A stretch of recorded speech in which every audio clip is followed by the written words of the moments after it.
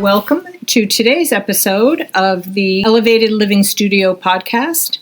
And we are located at 6A Elm Street in South Deerfield, Massachusetts, right next to Gianni Figs. So come visit us anytime. But today, and hopefully when you do come by to visit, you'll get to meet her in person. We have a very special guest. Her name is Tia Christiansen. Tia is a Reiki master on top of many other things that she does, helping and supporting people. And one of the things we wanted to talk a little bit about today was alleviating stress with Reiki. And because she is the expert and I'm still someone learning some more things about this, I am going to bring it right over to you to start out. Tell us a little bit about you, why you got involved in it, and then how, especially as we start to move very quickly into this holiday season and with everything else that seems to be going on, how Reiki can help people. And thank you, Maureen. This is such an incredible question. And first, I want to say thank you to you and Marcia for inviting me to be on your podcast with you and to be able to speak about the power of Reiki and how it can support people, especially, as you said, as we move into the holiday season, where oftentimes our stress level can be elevated, our anxiety can kind of get kicked up a notch, and we have some solutions here that we can offer everybody. So first off, Reiki is energy. And so let me break that down for us here a little bit. The word is actually broken up into two syllables, Rei and Ki. So Rei really is universal life force energy, and Ki is the same word as the word Qi in Chinese. It stands for the same thing. So many people have heard of Tai Chi or Qigong or your Qi. If you're a fan of martial arts, it's spoken about a great deal. Our Qi is very important. It's our life force. Right. So Reiki, as a Reiki master and a Reiki practitioner, we work with this energy that is universal. We've gone through training. We've gone through special attunements, meaning that sort of like a radio, our internal vibration has been shifted to, the dial has been shifted to the radio station that connects with Reiki. And we're a channel to bring that energy down from the universal life force and through our hands and working with the clients. It's not always, there doesn't have to be touch involved. Sometimes there's a light touch. And every practitioner, at least in my experience, we have a slightly different approach. We all work with the chakras, which are our energy centers. And many people have heard that word and many people haven't. Right. We can think about them as little power centers that help our physical body, our emotions, our mental clarity, and our energy body all work together so that we are in flow and we are healthy and we are energized and we have clarity of thought. And that's when those little stress nuggets or those little anxiety nuggets kind of get kicked to the side, because our energy flow is working with our physical well-being, our emotional well-being, and our mental well-being. So what have you found when you are working with people and they have not ever experienced Reiki or don't really know much about it? What are maybe some of the notions that they have about it that are not true? And how do you help them feel like this is a safe space, this is a very relaxing space, and we'll talk about it kind of when the session's over and see what you got out of it. So how do you approach people that are coming in? And that's a great question. Thank you, Maureen. There are a lot of people who have not heard, or they've heard of the word, but they don't really know what it is, and it can feel a little scary. And what I tell people is what I told my nephews when they were young, that I act as a channel, which is kind of like a straw. And when you put a straw in a drink and you suck through that straw, the liquid in your drink comes up. We're just doing it in reverse. I'm the straw, and the energy is coming through me and outward to the client to help them with the variety of things that I've already mentioned. And so when people ask me about what is Reiki and what's it all about, or in some of the misconceptions, sometimes people think that Reiki has to do with a specific tradition or spiritual practice or religion, and it does not. It is universal.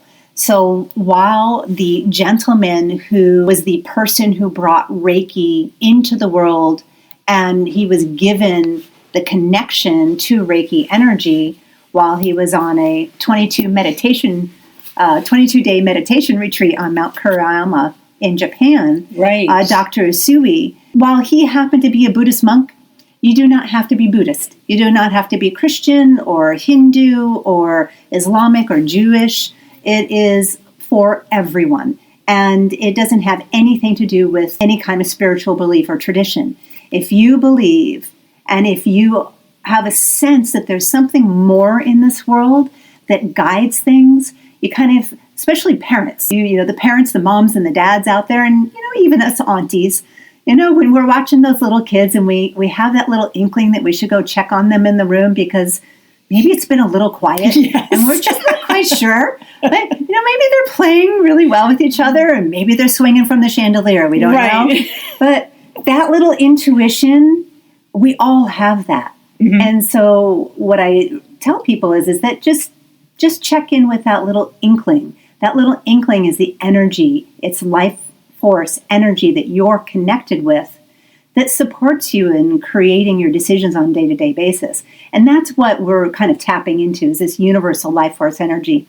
And for those of you who might be kids of the 70s like I was, it's the force. So we are working with Luke Skywalker. There you go. And Princess Leia and Obi-Wan Kenobi, and we are tapping into the force to help us with our overall well-being. That's a great way to picture it, too, because that's a quick understanding for most people. Even the youngsters today who are right into it, Star Wars, and I know my grandkids have their lightsabers and they're out there doing their thing and don't even understand how much bigger that force really is and is there all the time for us.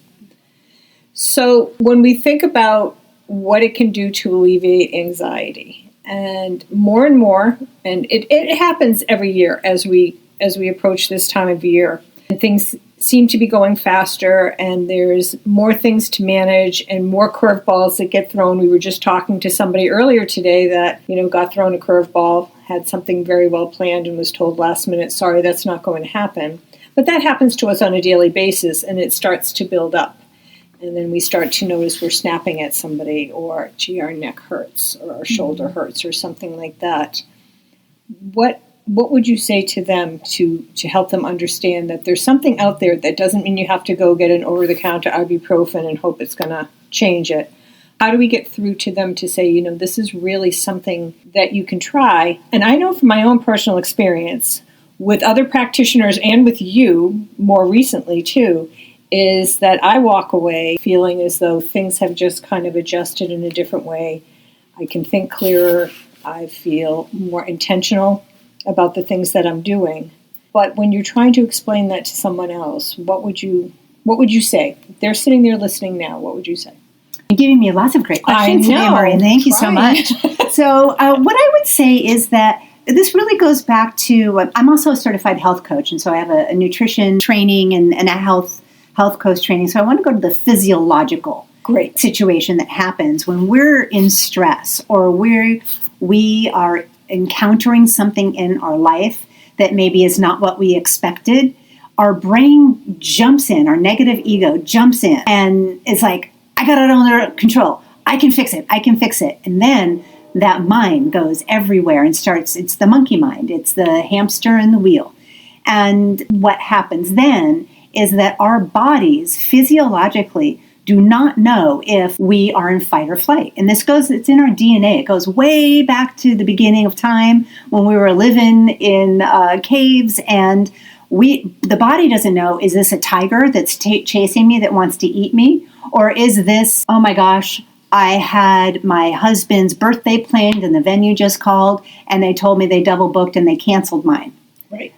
So the body just leaps in and starts producing cortisol, the stress hormone, and a variety of other things. The adrenaline gets going. And for women, that's really a hard combination. Not that it isn't for men, but for women, there's a different biology that happens there because we don't have other hormones that men have.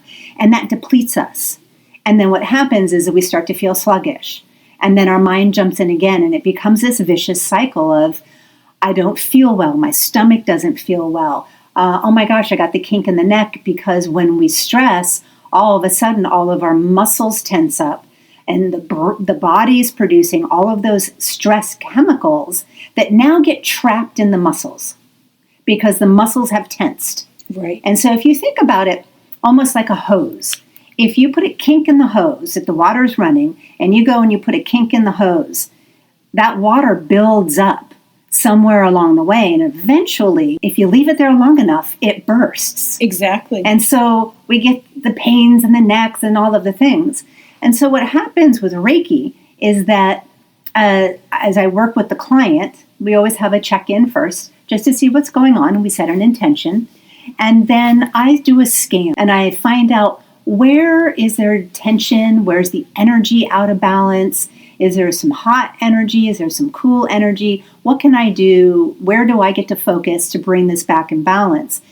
Because as soon as we can support the physical body and moving into the relaxed state, moving out of the sympathetic adrenaline cortisol push and move into the parasympathetic and activate the parasympathetic nervous system, that shuts down the cortisol production. That shuts down the adrenaline, and our bodies move into a relaxed state. So then what happens is the muscles and the tissue and the connective tissue begin to release. And when that happens, the energy that flows through the meridians that we all have, even though we maybe don't realize that they're there, but all that energy in those meridians begin to flow in a way that's optimized for each of us as individual beings. Because my health is different than your health, and vice versa. So we all sort of like going and getting your car tuned up. And each car is a little different. And our make and model are a little different. So we want to make sure that the energy is always being tuned up to support the physical body in being optimized in its balance so that we can have incredible health, especially as we go into flu and cold season. Correct. So that we can be in that relaxed state. And my experience has been with my clients, and even as a practitioner, the more I'm in those tune-ups and regularly managing my energy body to support the rest of me, the quicker I can shift when things do come up. Because I know my brain has evidence to lean on to say, hey, wait a minute. I know what it's like to be relaxed. I know what it's like to feel really good. I know what it's like after a massage. You walk out, you're like, whoa, that feels amazing. So your brain collects evidence. And so the next time a stressor or an anxiety moment presents itself, you have the opportunity to shift a little quicker and a little quicker and a little quicker. And with practice, that can happen very quickly. And so also in my sessions that are maybe more unique to me, if the client does have specific questions about that, because I am a certified coach, I also have some other tools that I'll give to them at the conclusion of the session. Which is wonderful. So now, another thing people might be wondering, because you brought up massage, and for some people, they want to feel very safe. This is done completely clothed. Yes, great point. So for Reiki, it is a completely clothed. We do use a massage table so that the client is relaxed and they can lay down, they can close their eyes. And so the experience itself is similar to a massage with full clothes on, and there's no massaging of the person. I always check in, and every practitioner I know, we don't have to put our hands on a body in order to send the Reiki energy. I may ask, is it okay with you if there's a light touch? And I'll go over those spaces, top of the head, around the eyes, the throat, and the hips, and down by the feet and the knees. And if it's okay on just above the stomach, if it's all right to do some light touch there, because we have the crown chakra on the head, the third eye between the eyebrows, our throat chakra, our heart chakra, which is in the middle of our chest, of our rib cage. And then we have the solar plexus, which is about 2 inches above your navel, and the hara or sacral plexus, which is about 2 inches below, and then the root chakra, which is from your hips down. Right. So it does tie very well into that. So that's great. And again, having been through quite a few Reiki sessions, that was always comfortable to me. I thought it was important to bring up because I think I shared with you a couple of weeks ago, I had a discussion, we'll call it that, with somebody very close to me who, when I mentioned Reiki, he said, oh yeah, that's when they really start like grinding on your body and doing this and loosening and I said, no, that's not it at all. And he got stuck in his position. However, since I had experienced it, I said, I don't need to convince him, maybe get him in to try it sometime and see what it's about. But I think that's also important for people to know that, one, it's a very safe space and they can feel that way. Now, another thing coming up, we talked about the physical health and the cortisol and being able to understand when you can flip a response, because so much of the things that we respond to in life are historical in our body already. We see something and it could be it like brakes on a car in front of us. The lights come on and we're in a hurry and all of a sudden we go back to, oh my gosh, I was late. What's going to happen? And it starts this whole scenario. And that's the body starts to react to that. And that does have an emotional component to it. But I also do know that the holidays are a time of very high emotions quite often. It can be relationship type emotions. It can be family emotions. It can be who's doing what and who gets to be with who at what time. I know myself, having been a divorced mother and with my daughter being divorced and sharing children, it stirs up a lot of things. So in terms of the emotional component, how does Reiki help there? Thank you. And what I can share is that emotions, there's the old saying, energy in motion. But the emotions are really energy that are stored in our body. And what happens is that when we experience something traumatizing in our life, regardless, it doesn't have to be a quote-unquote big trauma or a quote-unquote small trauma. Trauma is trauma for every single person. So I liken it to, we're a little person, maybe we're 3 and we're running around, or we're 4 and we're just playing and giggling and having a great time, and we go tearing into the living room and we have our socks on and we slide into a table, and then the lamp gets knocked over and smashes on the floor. And whomever it is that's caring for us, mom, dad, grandparent, auntie, uncle, comes in the room. Oh my gosh, what are you doing? You're so wild. You got to calm down. There's nothing that's meant by that. But what happens, because we as people, as we grow, develop our identity and the stories that guide our life between the ages of birth and 10, and I would say even teenager years, the brain starts to create a pattern of behavior and then evidence to protect us. So maybe we're 6 and we're out playing with friends and things are getting a little wild, and the brain, way in the background, the subconscious, loads up this fear of, oh, I'm going to get yelled at because I'm too wild. Right. And I might break that lamp again. And I go back to that and in answer to your question, to come back around, how does Reiki help with our emotional health and well-being? And so what happens is there's an energy to all of those things.